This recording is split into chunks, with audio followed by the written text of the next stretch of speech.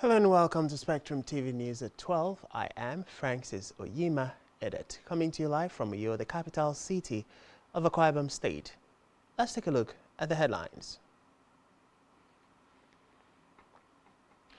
President Tinubu replaces NCC's Dan Bata, appoints new bosses for NIPA's 3 others. Federal government says tech training application for Nigerians to open soon. Plus, UN Secretary General Guterres warns against spillover of Israel-Hamas conflict. We will bring you details of these stories and more in a moment.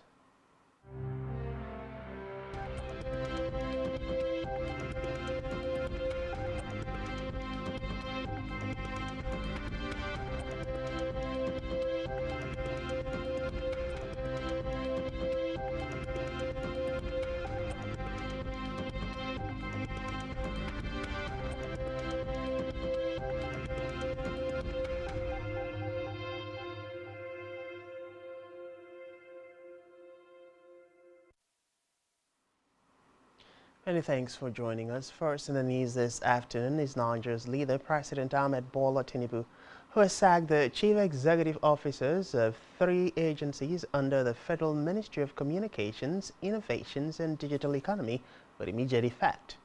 Executive officers and agencies affected include the Nigerian Communications Commission (NCC), Professor Umar Danbata, the Nigerian Postal Service, Sunday Adepoju, and Nigerian Communications Satellite Limited, Tuka Fontwa. This was disclosed in a statement by the President's Special Advisor on Media and Public Sector during Galale. The new CEOs were listed as Aminu Maida, Executive Vice Chairman and CEO of NCC, Nkechi Egerton, Managing Director of the ComSat, and Tola Odeyemi as Postmaster General of NIPAS. However, the door of Kashifu Abdullahi and Dr. Vincent Olatunji were reappointed as Director General of the National Information Technology Development Agency and the National Commissioner of the Nigeria Data Protection Commission, respectively. Also approved for appointment is a new Special Advisor on Technology and Digital Economy, Idris Aluban Kodi. Meanwhile, President Bola Tinubu has condoled with the leadership and members of the House of Representatives over the tragic death of Abdul Kadir Danbaga. Danbaga, the lawmaker representing the Isa Sabon Beni Federal Constituency of Sokoto State, reportedly died yesterday following a brief illness and has since been buried in accordance with Islamic rites. In a statement by his media aide during Galala, the president said the lawmaker's demise has created a void in his immediate family and robbed the people of his constituency of quality and uncompromising representation in the House of Representatives. The president prayed for the repose of the soul of the late Dambuga and for divine comfort to his family. Away from that, former President Olusegun Obasanjo has said that Africans have the capacity of solving the myriads of challenges confronting the continent. Obasanjo disclosed these when he hosted the All-African Students' Union, who paid him a thank-you visit at his penthouse residence at the Olusegun Obasanjo Presidential Library, Abeokuta. The former president, while addressing the students' delegation, said the experience gathered during the resolution of the crisis spoke a lot about Africans having the capacity to provide solutions to their problems. He noted that one thing the continent should also learn from the achievements of cessation of hostilities between Tigray region and the Federal Republic of Ethiopia last year, November, is that Africans can provide solutions to solving African problems without relying on third parties. In a separate development, the federal government is set to open applications for its 3 million digital skill empowerment program on Friday. Minister of Communications, Innovation and Digital Economy, Dr. Bosun Tijani, disclosed this during a fireside conversation at Moonshot by Takabal. He further revealed that the application will be for both trainers and individuals hoping to get technical skills. According to him, the first phase of the program would be targeted at 30,000 Nigerians and will run for the period of 3 months. Meanwhile, the federal government, through the Minister of Works, David Umahi, has given contractors constructing federal highways 14 days to mobilize their personnel and equipment back to the site or risk losing their contract. Minister gave the warning during a meeting with all contractors handling federal roads in Abuja. He warned that any contractor who fails to comply with the directive and meet the deadline would be kicked out and replaced with other contractors. Umai also told the contractors to desist from frustrating the plan of the government to using concrete technology rather than asphalt, stressing that the president did a concrete road in Lagos State. Those that have 20 jobs and they have 2 equipment on site, it can no longer be the same. We have minimum requirement of equipment on site for a particular work. And if you don't have it, you will leave the site. Nobody can hold this country to ransom. Nobody. Our local contractors are advised to wake up. I did it in Ebonyi State. Every civil servant became an engineer. Our stakeholders became an engineer. We can do it again and again and again. But we welcome our expatriate contractors. We want them to respect us, to respect our culture. Because what is being done here cannot be done outside this country. They have to respect us. They have to respect the culture of this country. They have to respect the laws of the country. Many of the contractors that NAMPC paid have not gone to site. Some got 33 billion. They have not been to site. And I want the stakeholders to know that it's about our country. In the meantime, the federal government says it plans to rebrand the Federal Fire Service in the coming months.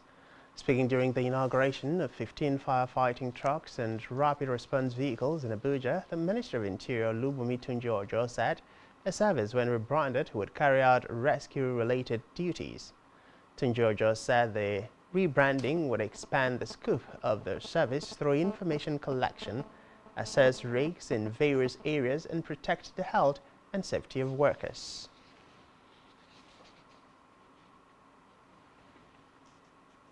Away from that, the federal government has announced plans to include families of Nigerian fallen soldiers and members of the Nigerian Legion among the beneficiaries of its conditional cash transfer CCT scheme. Minister of Humanitarian Affairs and Poverty Alleviation, Dr. Betaide, disclosed these in a statement by her media aide, Rashid Zubair, when she paid a visit to the Ministry of Defense in Abuja.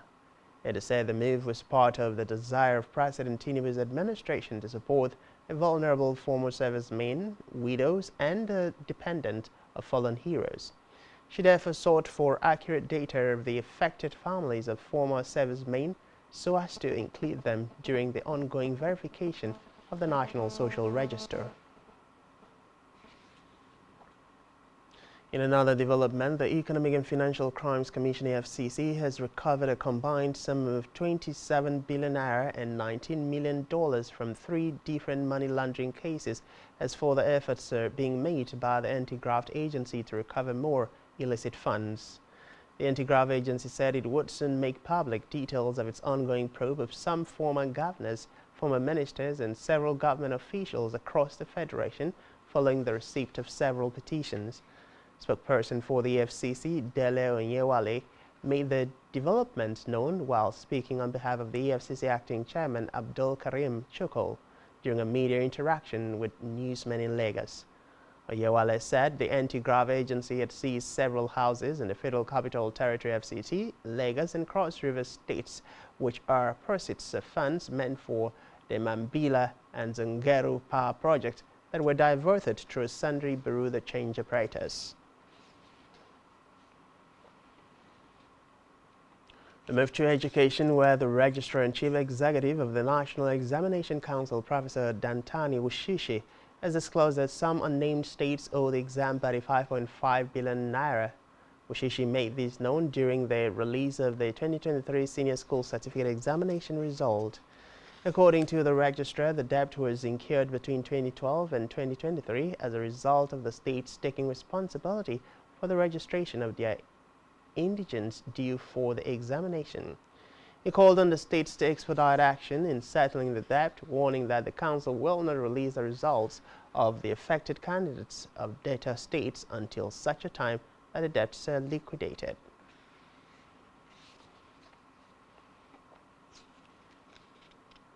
Move now to Africa, where Cameroonian authorities have denied abandoning victims of the deadly landslides in the capital, Yaoundé. A local administrator in charge of coordinating emergency assistance, Daouda Osmanawa, said people complaining of not having a place to stay had chosen not to go to the temporary accommodation provided by the government.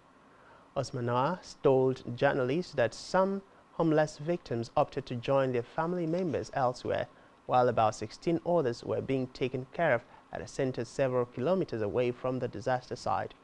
Recall that landslides in the low-income Bankolo neighborhood reportedly left at least 31 people dead and destroyed homes, displacing families.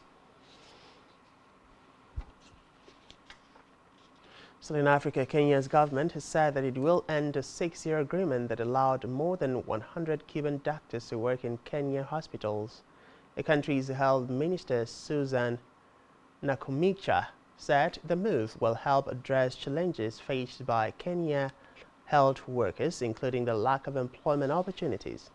Recall that in 2017, Kenya and Cuba established an exchange program deal in which Cuban doctors were sent to help fill the gap in county hospitals, while Kenyans traveled to Cuba for specialized medical training.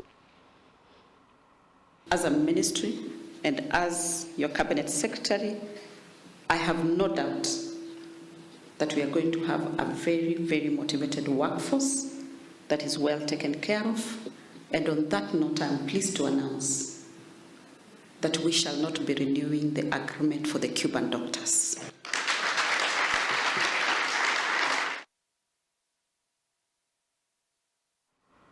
On a foreign scene, UN Secretary General Antonio Guterres has expressed concern about crossfire along the Blue Line, the border between Israel and Lebanon, and called on all parties and those with influence over them to contain a spillover of hostilities.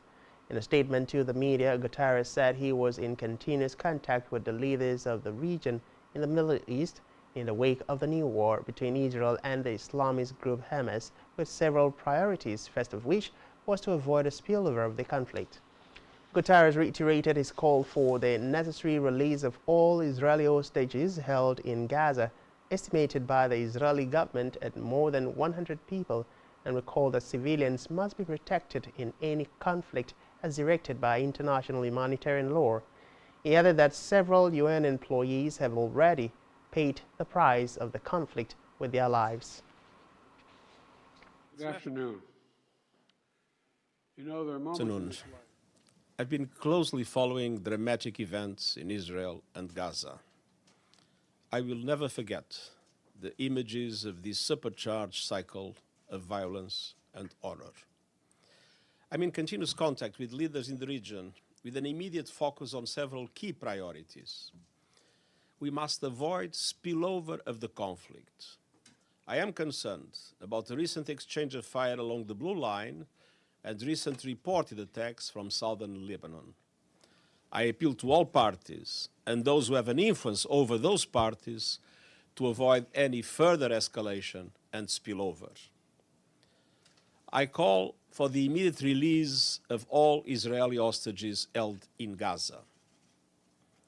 Civilians must be protected at all times. International humanitarian law must be respected and upheld.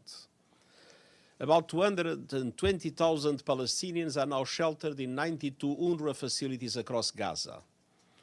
UN premises and all hospitals, schools and clinics must never be targeted. UN staff are working around the clock to support the people of Gaza and I deeply regret that some of my colleagues have already paid the ultimate price. Crucial life-saving supplies, including fuel, food and water, must be allowed into Gaza. We need rapid and unimpeded humanitarian access now. I want to thank Egypt for its constructive engagement to facilitate humanitarian access through the Rafah crossing and to make the Al Arish airport available for critical assistance. Still on the foreign scene, President Joe Biden has reaffirmed his unshakable support for Israel after the surprise attack by Hamas as he addressed his U.S. Jewish community leaders. Biden said he had spoken to Prime Minister Benjamin Netanyahu for a fourth time since Saturday's assault by the Palestinian militant group, which has triggered a war with Israel. Reports say that the United States has sent military aid to Israel and dispatched an aircraft carrier group near the Israeli coast after the Hamas attack, which left at least 1,200 people dead. Biden said that Israel has a duty to respond to the attacks. In Israel. Good afternoon. You know, there are moments in this life, and I mean this literally, when the pure, unadulterated evil is unleashed on this world. The people of Israel lived through one such moment this weekend. The bloody hands of the terrorist organization Hamas, a group whose stated purpose for being is to kill Jews. This was an act of sheer evil. More than 1,000 civilians slaughtered, not just killed, slaughtered in Israel. Among them, at least 14 American citizens killed. Parents butchered using their bodies to try to protect their children. Stomach-turning reports of babies being killed. Entire families slain. Young people massacred while attending a musical festival to celebrate peace. Women. Still to come in the news. Super Eagles to no AFCON game opponents today. Just stay with us.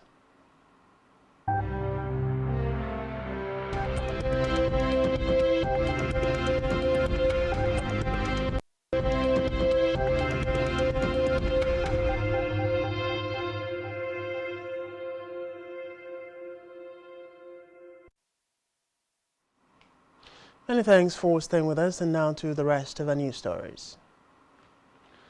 On a business news, the Manufacturers Association of Nigeria (MAN) has said that the unrelenting increase in production costs is posing a serious threat to the existence of the manufacturing sector.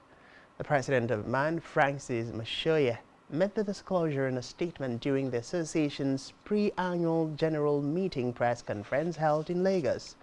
Speaking further, Mashoye noted that such challenges as epileptic power supply, insecurity, inadequate infrastructure, shortage of forex, and naira depreciation are some of the prevailing issues that are impacting negatively on the sector. Still on business, Nigeria's crude oil output rose to an all-time high of 1.35 million barrels per day in September 2023 as the country pumped its highest volume of crude oil so far since this year. Latest figures obtained from the Nigerian Upstream Petroleum Regulatory Commission showed that the country's output in September was about 14% higher than what it pumped in the preceding month of August 2023.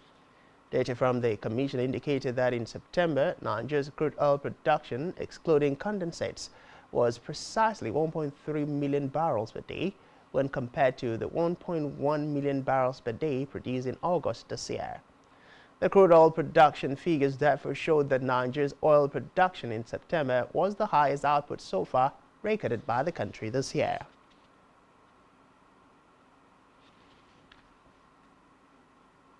On health news, the World Health Organization (WHO) has affirmed its commitment to improving adolescents' health and well-being in the country. WHO made the pledge at the 2023 Virtual Global Forum for Adolescents event themed with "and for adolescent, a future is now."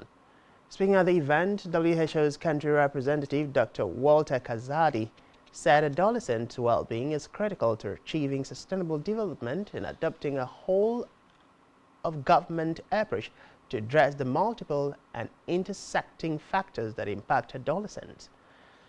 Kazadi, who was represented by the Technical Officer for Child and Adolescent Health in WHO, Dr. Joy Ufere, said investing in adolescents and young people is a smart investment in the future of the societies, economic, and the planet.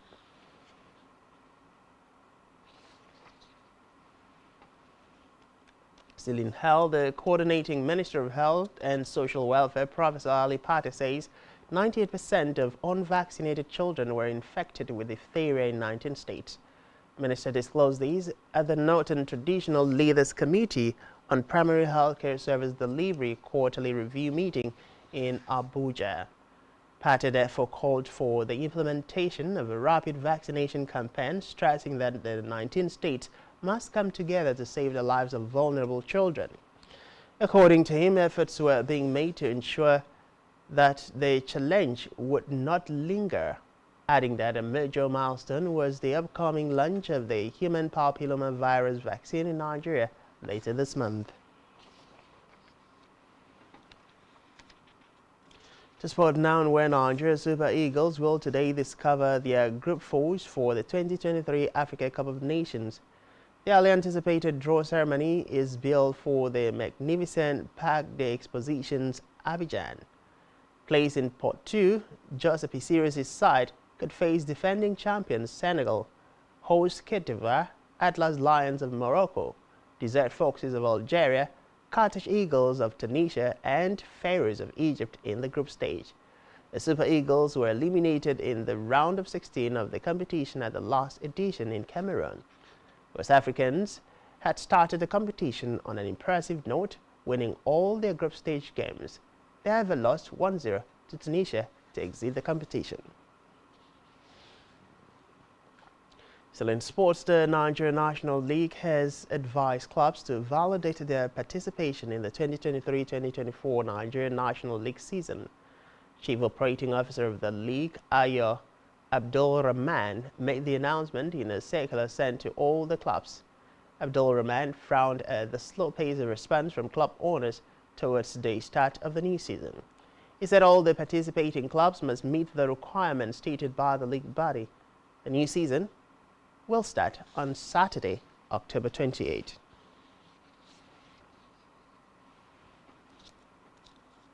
On our entertainment news, American trap sensation Lil Durk has announced the remix of his hit single All My Life. According to the singer, the remix will feature new verses from Nigerian megastar Burna Boy and Stray Kids. Reports say the remix would be the second time Burna Boy would be appearing on a song with J. Cole after the Grammy-winning music star featured him on his thanks of his 7th album, I Told Them.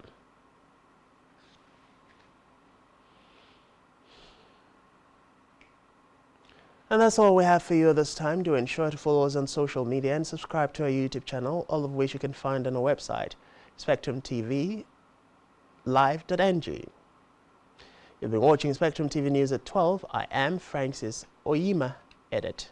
Many thanks for being there and to enjoy the rest of your day.